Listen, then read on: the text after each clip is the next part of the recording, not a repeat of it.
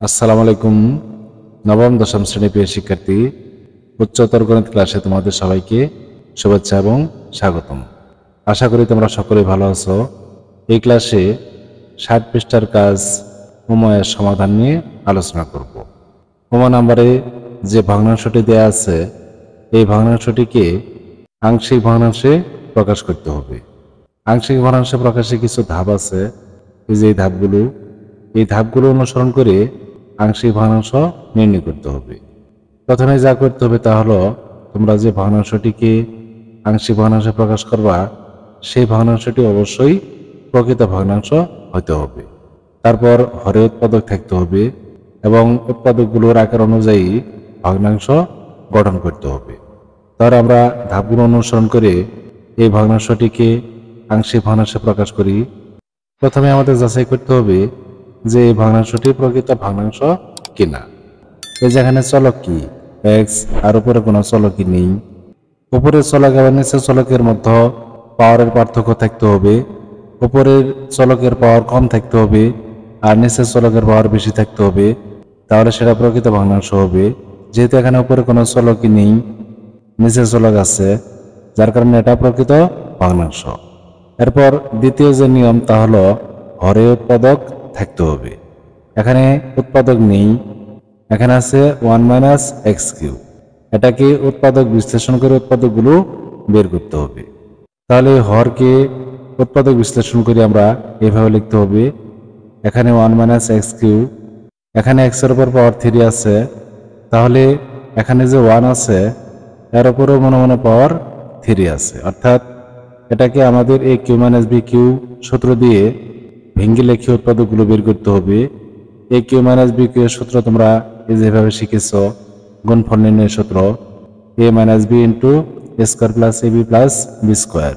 এখানে a হলো 1 আর b হলো x, তাহলে আমাদের এইভাবে লিখতে হবে 1 - x into 1 plus x plus x square.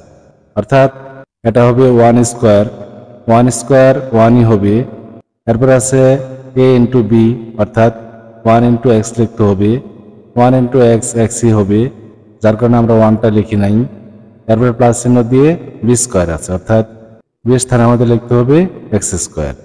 এই সূত্র দিয়ে আমরা এই রাশিটিকে ভেঙে লিখলাম, অর্থাৎ উৎপাদকগুলো বের করে নিলাম। এখন আমাদের এই ভগ্নাংশ সমান লিখতে হবে যেভাবে 1/1 - x কিউ সমান নিচে যে 1 - x কিউ আছে, এটাকে আমরা এভাবে ভেঙে যে উৎপাদকগুলো বের করলাম সেই উৎপাদকগুলো এখানে লিখতে হবে। অর্থাৎ এটার পরিবর্তে আমরা যেগুলো লিখলাম আর উপরে 1 আছে। এই ভগ্নাংশটি থেকে আমরা যে ভগ্নাংশটি পেলাম, এই ভগ্নাংশটিকে আমাদের আংশিক ভগ্নাংশে প্রকাশ করতে হবে। এখানে উৎপাদকগুলো কি আকারে আছে তার উপর ভিত্তি করে আমাদের ভগ্নাংশ গঠন করতে হবে। এই যে এরকম নিয়ম আগের পৃষ্ঠা আমি দেখিয়েছি, এই নিয়মগুলো অনুসরণ করতে হবে। প্রথম যে উৎপাদকটি আছে 1 - x, এখানে ব্র্যাকেটের উপরে কোনো পাওয়ার নেই আর ব্র্যাকেটের ভিতরে যে পদগুলো আছে সেখানেও কোনো পাওয়ার নেই, অর্থাৎ এটা এ আকার হয়েছে, এই যেরকম ভাবে লিখতে হবে। তারপর এখানে কি আছে 1 plus x plus x square.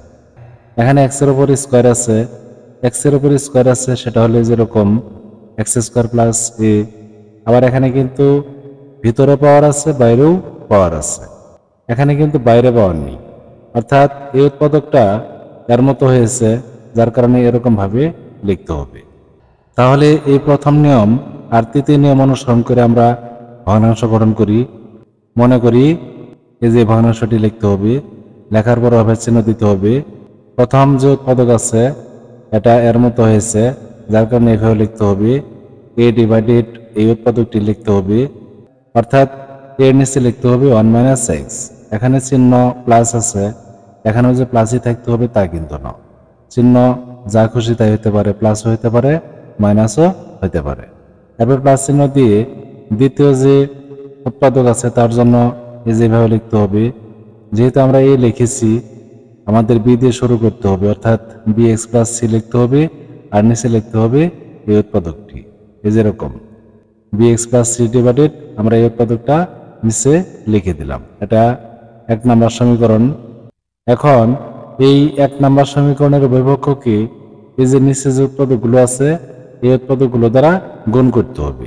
তার জন্য এভাবে লিখতে হবে সমীকরণ 1-এর অভিভাবককে এই যে উৎপাদকগুলো আমি এখানে লিখেছি এগুলো দ্বারা গুণ করে পাই। আমরা যদি এই ভগ্নাংশটিকে এই উৎপাদকগুলো দ্বারা গুণ করি তাহলে এই উৎপাদকগুলো আর এই উৎপাদকগুলো কেটে গিয়ে এখানে 1 পাওয়া যাবে। এই 1টা এখানে লিখতে হবে, এরপর অবচ্ছিন্ন দিতে হবে। এরপর এই ভগ্নাংশের নিচে কি আছে 1 - x।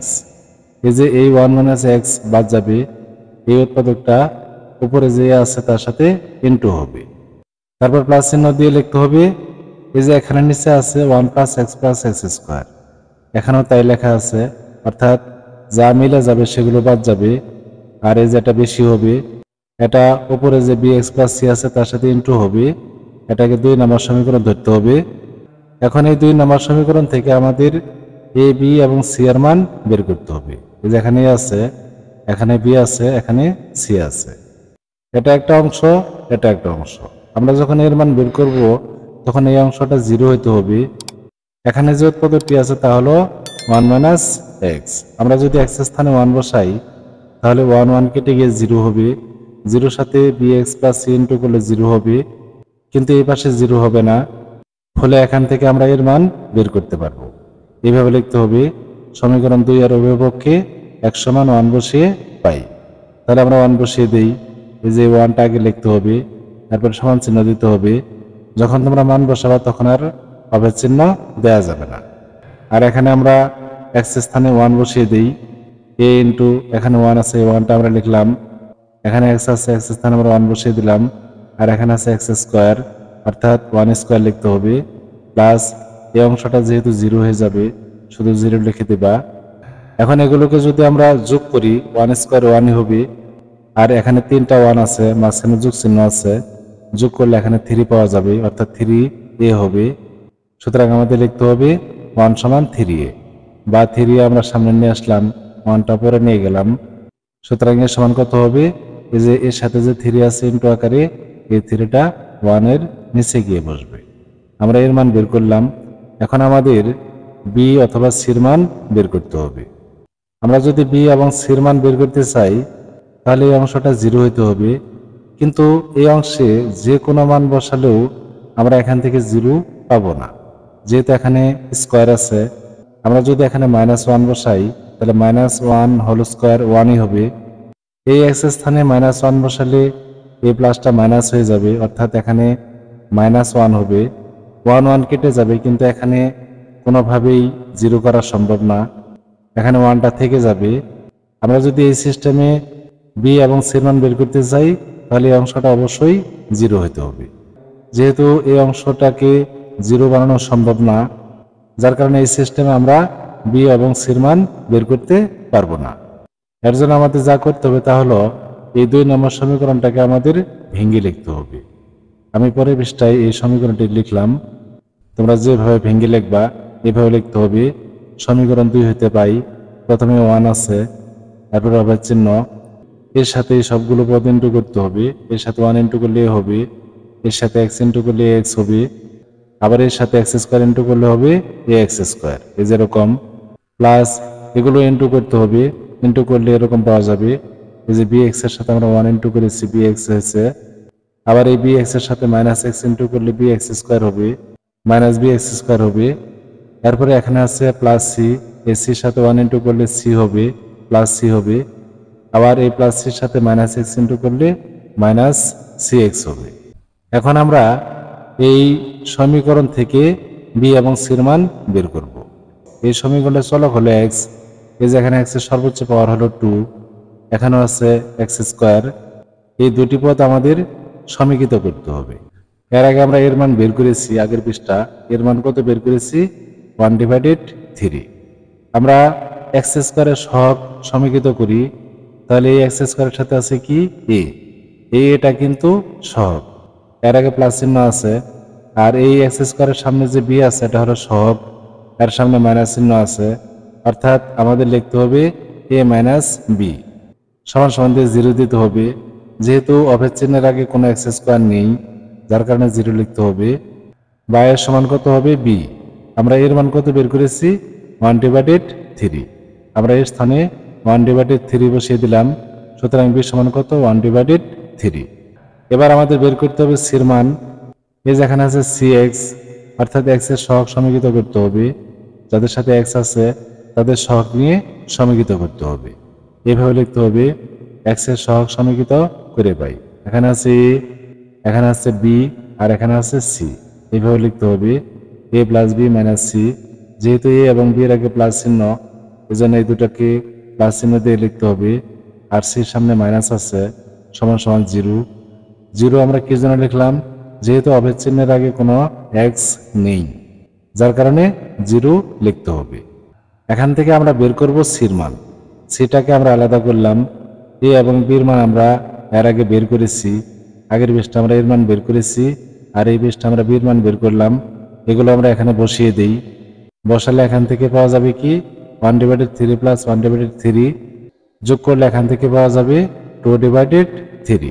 আমরা লসাগু নিয়ে যোগ করলাম। যেহেতু এগুলো ছোট ছোট হিসাব, তোমরা একটু বুঝে নিও। এখন আমরা যে a, b এবং c এর মান বের করলাম, এই মানগুলো আমাদের 1 নম্বর সমীকরণে বসাইতে হবে। প্রথম পৃষ্ঠে আমরা এরকম একটা সমীকরণ ধরে রেখেছিলাম। সেই সমীকরণে আমাদের a, b এবং c স্থানে a, b, c এর মানগুলো বসাইতে হবে। তাহলে a, b এবং c এর মানগুলো আমরা বসিয়ে দিই। এভাবে লিখতে হবে। এখন a, b, c এর মান 1 নং সমীকরণে বসিয়ে পাই। এই যে এখানে অভেদ চিহ্নের আগে যা আছে আমরা তাই লিখেছি। এখানে a ছিল, এর স্থানে আমরা এর মান 1/3 বসিয়ে দিয়েছি। আবার b এর স্থানে আমরা 1/3 বসিয়ে দিয়েছি। b এর সাথে x আছে, xটা এখানে লেখা হয়নি, তোমরা লিখে দিবা। আবার c এর মান আমরা 2/3 বের করেছি, এটা 2 লিখতে হবে। মানগুলো আমরা বসিয়ে দিলাম। এখন আমাদের এখানে একটু কাজ করে নিতে হবে। এখানে x আছে, আর এটা কিন্তু 2 হবে। এই যে এখানে উপরে যে ভগ্নাংশ হয়েছে, এটা আমাদের যোগ করতে হবে। যোগ করলে এখানে লসাগু হবে 3। যেহেতু এরা ভগ্নাংশ, লসাগু নিয়ে যোগ করতে হবে। প্রথম ভগ্নাংশ 3 আছে, লসাগুতেও 3 আছে, অর্থাৎ 3 3 এর মধ্যে 1 বার যাবে। 1 এর সাথে 1 ইন্টু করলে 1 হবে, 1 এর সাথে x ইন্টু করলে x হবে। তারপর প্লাস চিহ্ন দিয়ে দ্বিতীয় ভগ্নাংশের নিচে 3 আছে, লসাগুতেও 3, ভাগ করলে এখান থেকে 1 পাওয়া যাবে। 1 এর সাথে 2 ইন্টু করলে কত হবে? 2 হবে। এই x + 2টা উপরে লিখতে হবে। আর এই যে নিচে যে 3 আছে, এই 3টা নিচে যে উৎপাদক আছে তার সাথে ইন্টু দিয়ে লিখতে হবে। আর এই 3টা এর সাথে ইন্টু দিয়ে লিখতে হবে, অর্থাৎ এইভাবে লিখতে হবে। এই যে 3টা আমরা নিচে লিখলাম, আর এখানে কি হবে? x + 2। এই যে x + 2, এগুলো আমার লেখা বাদ পড়েছিল, তোমরা সঠিকভাবে লিখবা।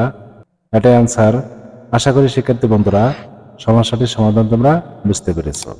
সবাইকে ধন্যবাদ জানিয়ে ক্লাসটি এখানে শেষ করছি। খুদা হাফেজ। আসসালামু আলাইকুম।